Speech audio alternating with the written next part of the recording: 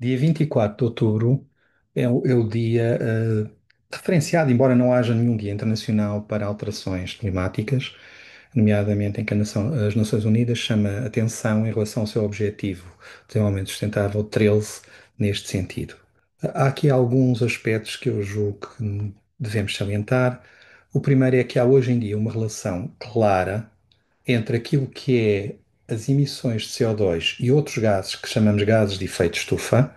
e, nomeadamente, a temperatura ao longo dos vários milhares de anos, e essa relação é relativamente clara em termos, digamos, dessa componente. Também é claro que, nomeadamente, o aumento da concentração de gases de efeito estufa, medidos por CO2 equivalentes,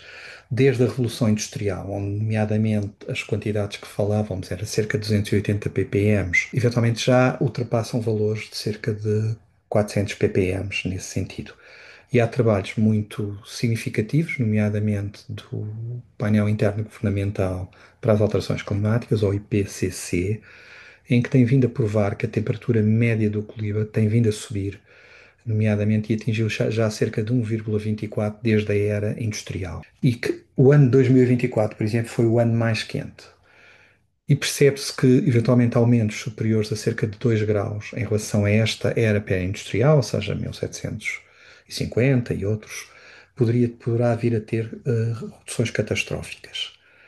Por outro lado, isto levanta a questão de que teremos que, de alguma maneira, mitigar, ou seja, reduzir as emissões de carbono, com implicações para a descarbonização e para os ambientes construídos. Sistematicamente, quando olhamos para os dados existentes, por exemplo, a nível dos desastres mundiais, vemos que o número de desastres tem vindo a crescer em áreas como as inundações, as situações extremas de clima, de vento, de temperatura ou mesmo de seca. E por isso estes efeitos naturais têm vindo a ocorrer, bem como alguns dos outros efeitos, nomeadamente a intensidade maior da precipitação, o que significa que nós vamos ter que trabalhar também em nos prepararmos para estas alterações, que por muito que nós reduçamos, elas vão ocorrer em relação a isso. No fundo, é para salientar que as alterações climáticas terão, no fundo, dois grandes caminhos.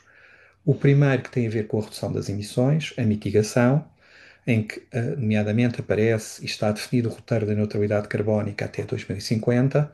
e o plano de energia e clima, por exemplo, a 2020, e que, nomeadamente, por exemplo, nós no edificado, já hoje em dia não se pode construir um novo edifício sem ser quase zero de energia, e no futuro vamos olhar para as emissões.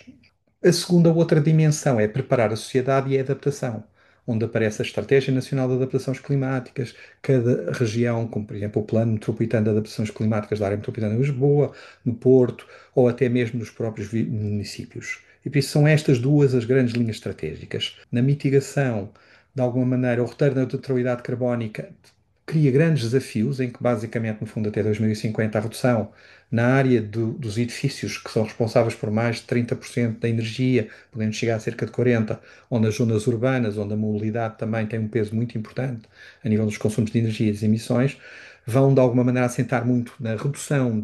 dessas necessidades, através de soluções construtivas, através da eletrificação, através de mudanças dos novos paradigmas. E um dos grandes desafios que temos hoje é que podemos não estar a conseguir controlar essas emissões, isso normalmente é mensurável, e não só é mensurável, como de alguma maneira há aquilo que se chama os patamares de concentração representativa, em que vão ter implicações muito significativas. Nós estaríamos a tentar trabalhar para que esses patamares estivessem no RCP 2,6, no fundo, estes patamares de concentrações, que significa que nunca excederíamos temperaturas superiores a 2. Eventualmente começa a haver cenários em que se calhar já estaremos perto do 4,5, onde a temperatura pode vir a variar de 1,7 a 2,6 em termos de aumentos, ou eventualmente no limite extremo, em que eventualmente as temperaturas poderiam, relativamente a 1850 e 1900, poderiam aumentar de 3,2 ou 5,4 em média. Mas isto significa muita energia no clima, significa eventualmente muitas alterações e dinâmicas e variações de efeitos função das zonas onde nós temos. O que pode, de alguma maneira, nos desafiar a preparar para ter em consideração isso. Por exemplo, na Europa a estimativa é que haja aumentos de temperatura, haja diminuição de precipitação e haja aumento da sua sazonalidade com variação, o que significa que os nossos sistemas de drenagem, a nossa preparação em relação a essa componente é cada vez mais difícil. O nível do mar é também um aspecto que, em termos de subida nas zonas costeiras, que é desafiante, e sobretudo a frequência e a gravidade dos eventos climáticos que já hoje em dia sentimos. Nessa dimensão é absolutamente importante nós prepararmos a adaptação em relação aos edifícios, em relação às zonas urbanas e, eventualmente, à forma como faremos, alterando o uso do solo, protegendo áreas inundáveis e outras dimensões. É absolutamente fundamental compreender as vulnerabilidades, ou seja, quais são as zonas vulneráveis, e também progressivamente caminhar para integrar isso do ponto de vista da forma como nós projetamos, como nós construímos, como nós desenvolvemos não só os edifícios, mas também as zonas urbanas, assegurando resiliência e implementando soluções.